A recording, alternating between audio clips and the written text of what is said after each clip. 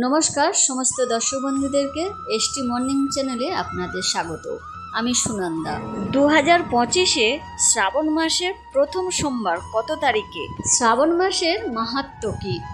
এই শ্রাবণ মাসে আপনারা কিভাবে শিবের আরাধনা করবেন, কিভাবে নিয়মবিধি মেনে পূজা করবেন, এই ব্রতের মাহাত্ম্য কী, সোমবারগুলি শিব ভক্তদের কেনই বা এত গুরুত্বপূর্ণ, এই পুজোর মাহাত্ম্য কী, শ্রাবণ মাসে কি কি খাওয়া উচিত নয়, এই পূজাতে কি কি লাগছে উপকরণ, সে বিষয়গুলি আপনাদের এই ভিডিওর মাধ্যমে শেয়ার করব।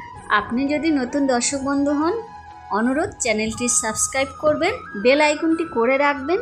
স্বপ্ন বিচার বিভিন্ন রকমের পুজোর ভিডিও সবার আগে আপনার কাছে পৌঁছে যাবে। এবার আমরা জেনে নেব দর্শক বন্ধুরা, শ্রাবণ মাসের সোমবারগুলি কত তারিখে শুরু হচ্ছে এবং শ্রাবণের সোমবার কত তারিখে সমাপ্ত হচ্ছে। প্রথম সোমবার পড়েছে 4ঠা শ্রাবণ 21শে জুলাই। দ্বিতীয় সোমবার 11ই শ্রাবণ 28শে জুলাই। তৃতীয় সোমবার পড়েছে 18ই শ্রাবণ 4ঠা আগস্ট।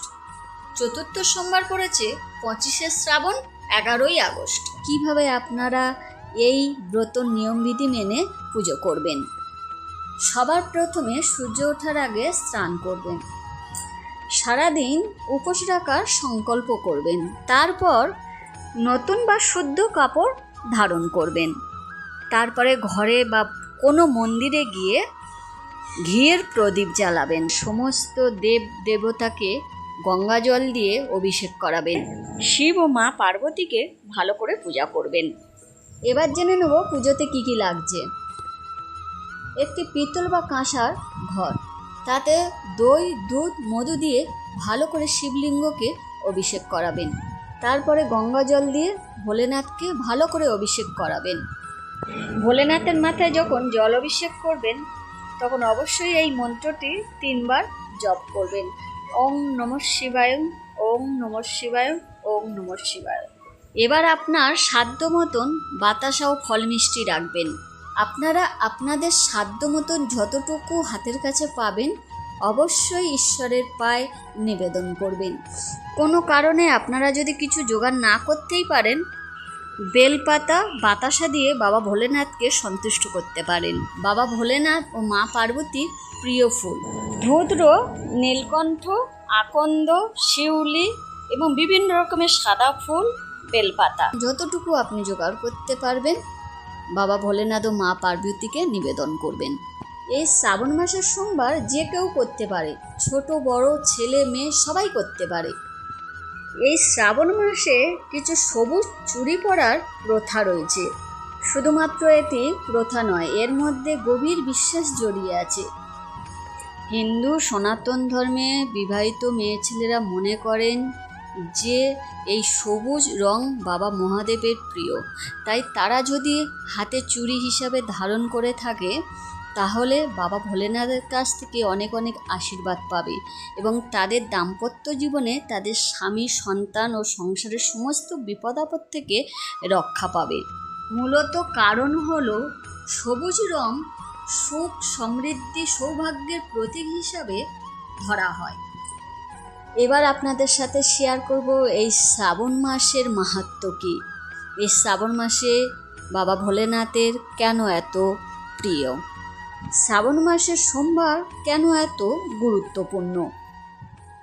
হিন্দু ধর্ম অনুসারে সোমবার হলো ভগবান শিবের পরমেশ্বরের প্রিয় বার। শিবপুরাণ থেকে জানা যায় যে এই শ্রাবণ মাসে ভক্তদের আশীর্বাদ দেওয়ার জন্যে মা পার্বতী ও বাবা ভোলেনাথ এই মর্ত্যলোকে এসেছিলেন। বিশ্বাস করা হয় এই শ্রাবণ মাসে বাবা ভোলেনাথ ও মা পার্বতীর মিলন ঘটেছিল। এই শ্রাবণ মাসে সমুদ্র মন্থনের সময় ওঠা বিষ পান করে বাবা ভোলেনাথ বিশ্বকে রক্ষা করেছিলেন। বাবা ভোলেনাথের প্রত্যেকটা ভক্ত মনে করেন মা গঙ্গায় থেকে শুদ্ধ জল নিয়ে এসে যদি বাবার মাথায় আমরা জল অভিষেক করতে পারি তাহলে বাবার কিছুটা কষ্ট নিবারণ হতে পারে। দর্শক বন্ধুরা, আপনারা বুঝতেই পারছেন এই শ্রাবণ মাস বাবা ভোলেনাথের কেন এত প্রিয়। আর বাবা ভোলেনাথের ভক্তদের কাছে এই শ্রাবণ মাসের সোমবার কতটা গুরুত্বপূর্ণ।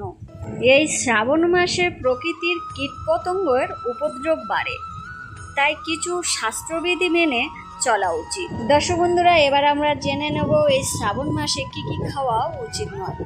যেমন মাছ, মাংস, ডিম, রসুন, পেঁয়াজ এগুলো খাওয়া উচিত নয়। তার সঙ্গে কিছু শাক, ফুলকপি এগুলোতে পোকার উপদ্রব বাড়ে বর্ষাকালে, তাই ডাক্তাররা পরামর্শ দিয়ে থাকেন এই বর্ষাকালে এগুলো থেকে এড়িয়ে যাওয়া ভালো। বাবা ভোলেনাথের প্রতি শ্রদ্ধা জানিয়ে আজকের মতন এখানেই শেষ করলাম। পুরো ভিডিওটি দেখার জন্য আপনাদের অসংখ্য ধন্যবাদ। অনুরোধ, ভিডিওটি ভালো লাগলে কমেন্ট বক্সে ওম নমঃ শিবায় লিখতে ভুলবেন না।